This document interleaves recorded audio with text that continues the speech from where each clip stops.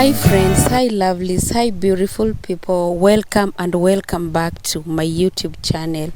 Today we are tackling this messy fridge, and trust me, it really needs some love.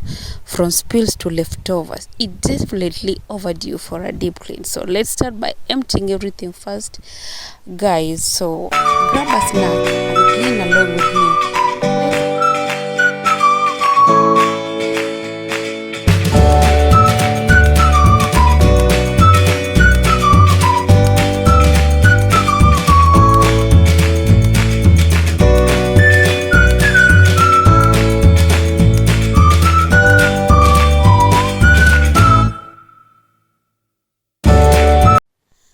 Now that it is empty, just look at the stains and spills all over. Time to prepare our natural mix. I'm using warm water with a squeeze of fresh lemon. It is gentle and leaves refreshing scent. One day try it out, guys, you will see the miracle. Okay, let's get to work and bring this fridge back to life.